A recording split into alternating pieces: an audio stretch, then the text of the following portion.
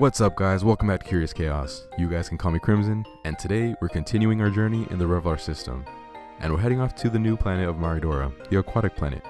But before we can do that, there's one last thing we gotta do before we can leave our current planet of Mecilia. And that of course is to take on this planet's gym leader and get our badge. Also, I'd appreciate if you helped your boy out with subscribing if you haven't already. That's all, thank you, back to the video. Ah, hello. You must be who Professor Taliana spoke of. They said you'd be here soon. Nice to meet you. I'm Rue, the head researcher here on Mecilia, and I research all of the unique plant life here. Welcome to our humble space station.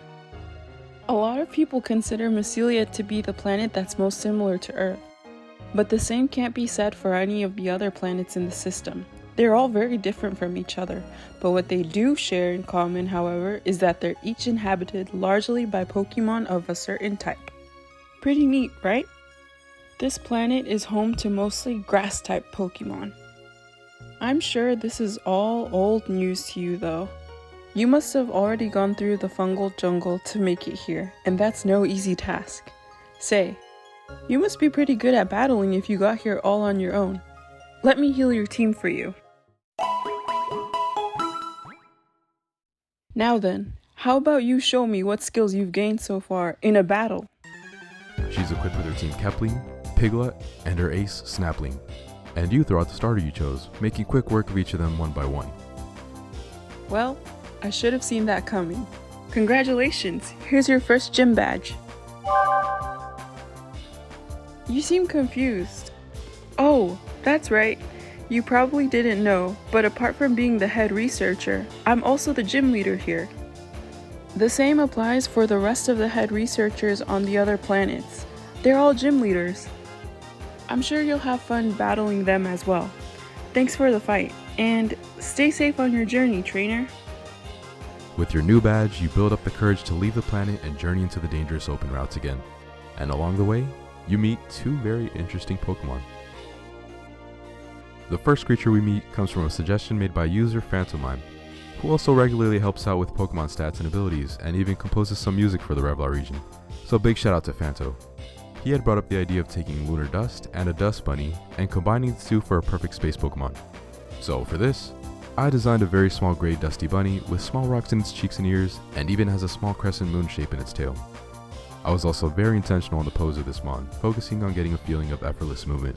A pose that would imply that it's very lightweight, and I think I got it down just right. Not really much else to say about this little first stage bunny, so let's check out its dex entry. Meet Inhare, the Lunar Dust Pokemon. The name coming from hair and inhale. Why inhale, you might be asking?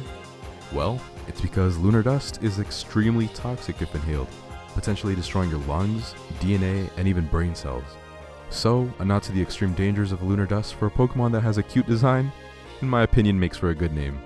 And as its dex entry explains, their bodies are completely made of compacted dust and sharp minerals. Groups of Inhare spotted in a certain location is often considered a sign that the area needs cleaning. Its typing is Flying Rock as opposed to Normal and Rock, since Normal is usually the type given to average mammals and rodents. But this is a type combo not used too often, and it's fun to see it be given to a Pokemon that isn't a flying fossil or a meteor. And I can just imagine Inhare zipping around like a flying danger cloud. It has the ability Effect Spore, a fun use of an ability mostly given to fungi Pokemon. Effect Spore can either sleep, poison, or paralyze opponents, and Lunar Dust does the same thing. Like I mentioned before, Lunar Dust can be poisonous if inhaled. It is also proved to paralyze astronauts during missions, as its razor-like properties would embed themselves into their suits, making their suits extremely stiff, thus unable to move. I think it's fun for abilities usually seen in already established patterns, be used for Pokemon that don't exactly fit the criteria, but in some way still make sense. Alright, now let's check out its evolution. Something I like to implement in Fakemon is to give some sort of narrative, a way to tie stages together by having poses share similarities with each other. For example, with the Cosminor and Cosmajor line, the first stage's pose is leaping and the second stage ends in a pose landing from the leap. For this line, I made Inhare have an overall arc in its body shape, with its back curve pointing upward. With this stage, I also wanted it to be arced, but its back is now pointing downward. These poses become sort of a yin and yang to each other. As Inhare was energetic, this stage becomes very relaxed and lazy, completely turning the tables. It even vaguely has its ears in the shape of a sleeping cap to further push this feeling. I think having a silhouette that resembles arcs is also a good method of bringing out the motif of crescent moons. And this is something artists should try implementing in their designs, bringing Fakemon to a point where you can get a feeling of what the Fakemon is based on by simply looking at its silhouette. Of course, in this situation, its tail becomes a full-on crescent moon, so the arcing silhouette is just simply overkill. Meet Exhare, the name staying on point with the progressive story between stages. The names Inhare and Exhare are pretty clever, and we again have Fakemon to thank for them. Its dex entry says, researchers can never tell if Inhare is asleep or awake. It keeps its same lazy posture at all times. Apart from effect spore, Exhare has the ability Shield Dust, which is pretty self-explanatory, and then a new ability we're calling Shard Scatter, which essentially sets up Stealth Rock upon entering the battle. Exhare would be a stationary Tankemon with a hazard setup build, similar to how Lunar Dust doesn't really move until an astronaut sets foot on it, resulting in the dust attaching itself to the suit. And its shiny is based on chocolate bunnies, solely because we thought it was funny, and we were also lacking in brown shinies. I'm really proud of how this Pokemon came out, and I feel like I really nailed down the concept of a Lunar Dust Bunny Pokemon. But of course, I'd like to know if you think I nailed it too. So let me know in the comments. Are you adding Exhare to your team? Alright, let's see what other weirdos we can find in outer space. Since we're out in the open of outer space, I looked for inspiration from something we can find just outside of our atmosphere. And that, ladies and gentlemen, is trash. Lots and lots of trash. Also known as space debris, which is junk resulting from things that we launch into space.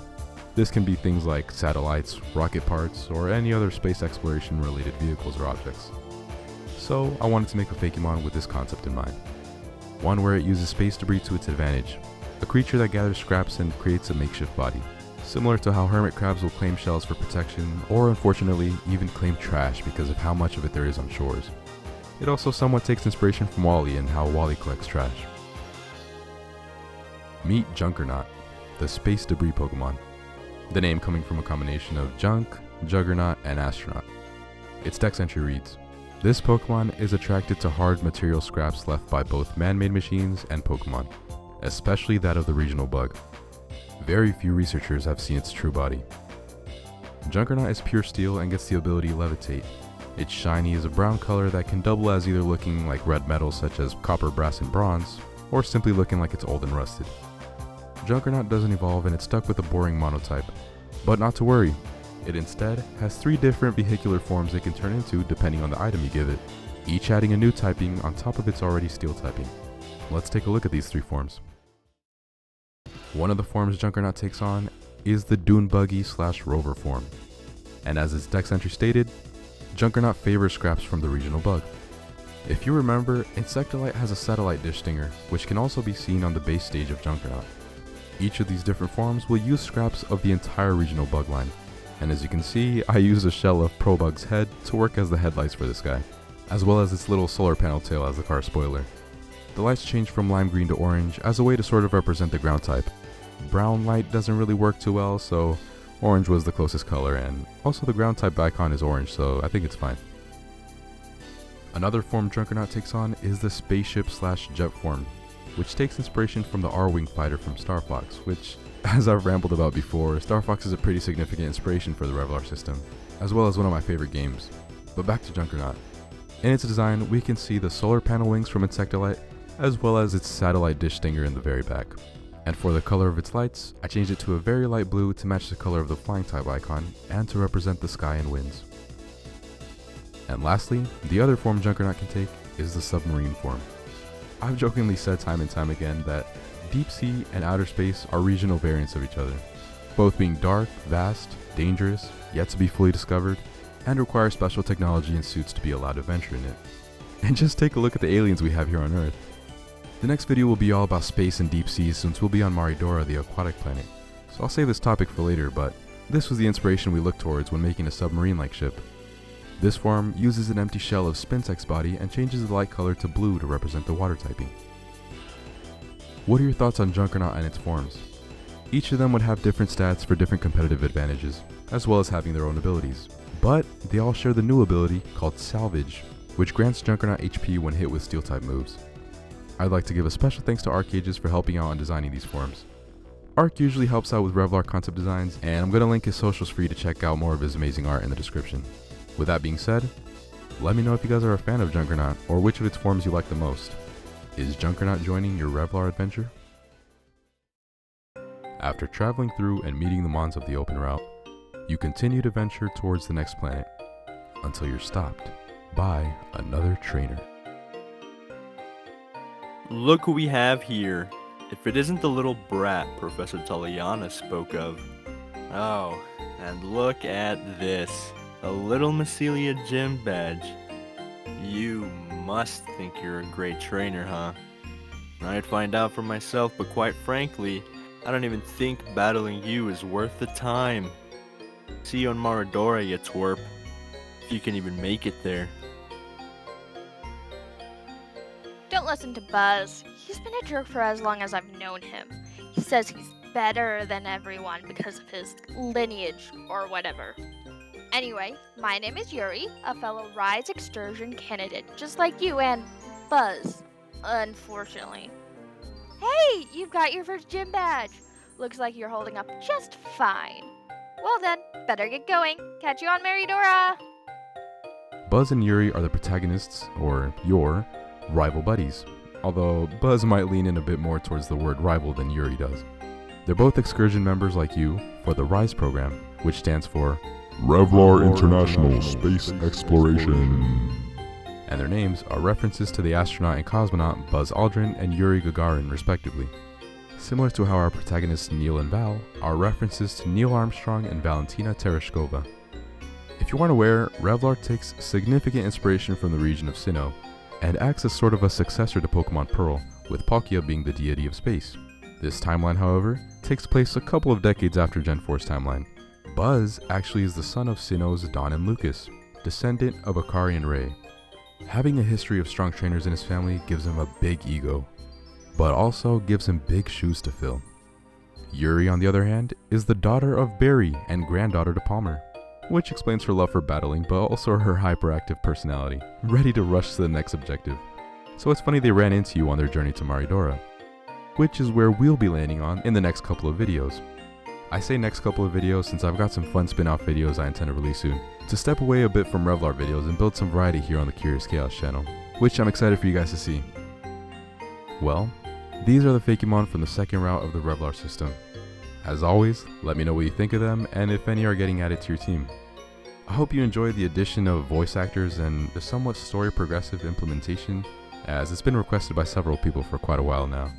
I'd like to thank my sister for voicing Rue, the Mecilia Gym Leader, Styx for voicing Yuri, and ZEEKtastic for voicing Buzz. He's got his own YouTube channel that I'd appreciate if you checked out. He makes great content, and you'll be seeing more of him on this channel, so please do me a favor and check out Ark and Zeke's socials in the description, letting them know your boy Crimson sent you. While you're at it, join the Curious Chaos Discord server, which you can also find in the description. It's a really fun server to share your artwork, connect with other artists, and possibly even assist with the development of the Revlar system. Thanks again for sticking this long into the video, and in general for watching my videos. Your support doesn't go unnoticed and seriously means a lot to me. So please subscribe if you haven't already and turn on notifications because I have a lot of things planned for you guys and I wouldn't want you guys to miss out on it. Alright, that's all for me. Until next time, guys.